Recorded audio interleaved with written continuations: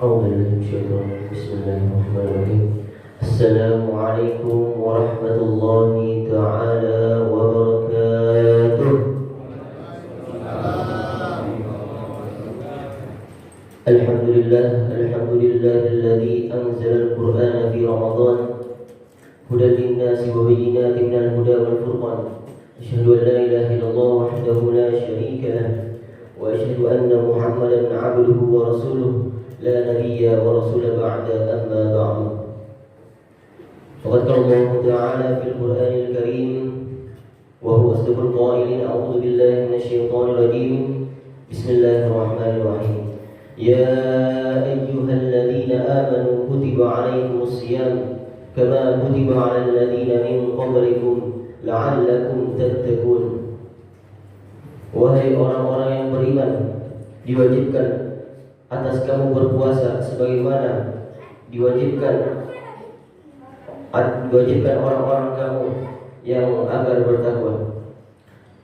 Surah Al-Baqarah ayat 123. Hadirin rahmati Allah Subhanahu wa taala. Yang pertama-tama, yang paling utama, marilah kita panjatkan puji syukur kita terhadap Ilahi Rabbi, yang manakala Allah telah memberikan kita beribu-ribu nikmat, bermacam-macam nikmat, yaitu nikmat iman, nikmat Islam, dan nikmat sehat wal afiat, sehingga kita masih berkumpul, masih dikasih panjang umur oleh Allah Subhanahu wa taala, yang insyaallah diberkahi Allah Subhanahu wa taala. Salawat serta salam tak lupa kita junjungkan kepada Nabi besar kita, Nabi akhir zaman, Nabi penutup para nabi, siapa lagi kalau bukan dan Muhammad sallallahu alaihi wasallam, yang telah membawa umatnya dari zaman kegelapan hingga zaman terang benderang seperti saat ini.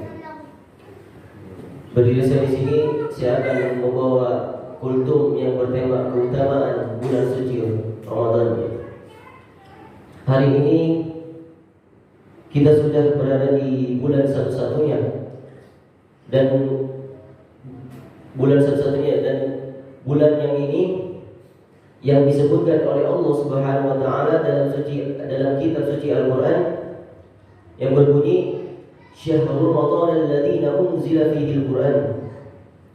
Biasanya disebutkan namanya ini dalam Al-Qur'an karena sangat buruk dan karena sangat jelek, dan iblis, syaitan atau neraka jahanam. Tapi karena juga keagungannya ini bulan suci Ramadan, kemuliaannya yang sangat luar biasa, dan satu-satunya nama bulan yang disebutkan dalam Al-Quran Ramadan ini yang diartikan secara kata diambil dari kata rontok, yaitu artinya panas. Kenapa panas? Kenapa bulan ini disebut panas? Karena memang pada saat siang hari leher kita ini sangat panas. Leher kita ini rasanya kering karena panasnya sangat luar biasa, karena tidak ada air yang yang di tenggorokan kita ini dari sejak wasahur tadi hingga terbenamnya matahari. Tapi ada makna lain yang dimaksud ini. Kenapa leher kita ini sangat panas atau sangat kering? Dia disebut panas ketika ibaratnya kita gali tanah dan kita temukan ada besi yang sudah lama di dalam tanah berkarat-karat, lalu kemudian besi itu kita panaskan ke dalam api. Kita panaskan ke dalam api yang sangat bergejolak. Setelah kita memerah, lalu yang kita tarik itu kita pukulkan ke lantai. Kita pukulkan ke lantai satu kali dan hentakkan, maka rontoklah karat-karatnya. Begitulah adanya kita dengan bulan ini. Selama bulan Ramadan ini, selama 11 bulan, kita banyak tantangan, atau semuanya ini berkarat. Mata berkarat, telinga kita berkarat, lidah kita berkarat kering, otak kita berkarat, hati kita berkarat, lalu kemudian dilepaskan segala karat-karatnya, ini dengan dilepaskan dengan ibadah-ibadah amal soleh. Siamnya kita ini diisi dengan siam. Man shoma Ramadan imanan wa ihtisaban ghufira lahu ma taqaddama min dzambi. Siapa yang som itu artinya puasa. Siapa yang berpuasa, menahan makan, menahan minum, menahan nafsu syahwat, menahan telinga yang mendengar yang haram, menahan mendengar mata dari membagikan syahwat, menahan bisikan hati, menahan lintasan pikiran. Ghufirallahu ma taqaddama min dzambi. Ghufirallahu ma taqaddama min dzambi. Diampunkan dosa-dosanya yang lalu. Sedangkan malamnya kita ini diisi dengan qiyam. Man qama, siapa tegak di waktu malam ketika yang lain sedang wan nafsu siyam, wan nafsu niyam, mereka terlelap tidur. Ada hamba Allah yang terbangun di tengah malam bermunajat kepada Allah Subhanahu wa taala. Man qama Ramadan imanan wa ihtisaban. Siapa yang bangun di tengah malam dan tegak di tengah malam karena keimanan dan hanya mengharapkan balasan dari Allah Subhanahu wa taala. Ghufirallahu ma taqaddama min dzambi, maka diampunilah segala dosa-dosanya oleh Allah Subhanahu wa taala di masa yang lalu. Lalu kemudian ada waktu yang utama menjelang waktu subuh tadi, menjelang azan subuh berkumandang. Wabil ashar, pada waktu sahur, hum yastaghfirun, mereka beristighfar, astaghfirullahal azim, dan juga astaghfirullahalazim alladzi la ilaha illa huwal hayyul qayyum. Dan ada lagi yang lebih panjangnya, Allahumma anta rabbi la ilaha illa anta khalaqtani wa ana 'abduka wa ana 'alika wa wa'dika mastata'tu. A'udzu bika min syarri ma sana'tu, a'udzu laka bi ni'matika 'alayya wa a'udzu bi dhanbi faghfir li fa innahu la yaghfiru dzunuba illa anta. Faghfir li, ya Allah, ampuni segala dosa-dosaku. Ampunilah segala dosa-dosaku.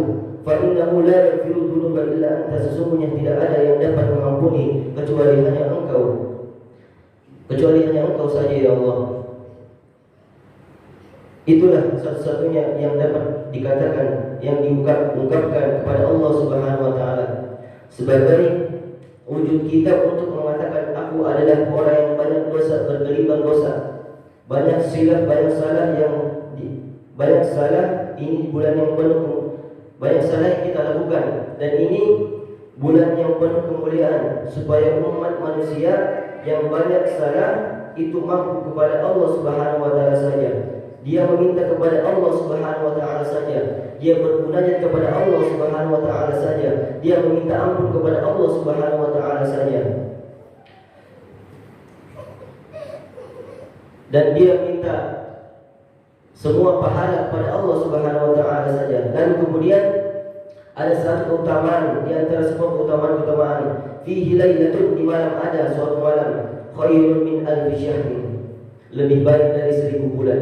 Sehingga ketika tidak mendapatkan kemuliaan itu, faktur turin, maka sungguh dia tidak mendapatkan apapun sekecil apapun kemuliaan. Oleh sebab itu, keutamaan bulan ini, andai kita tidak mendapatkan di awal, maka jangan sampai di tengah akhir pun kita tidak mendapatkannya. Usahakanlah, semangatkanlah diri kebangkitan jiwa kita.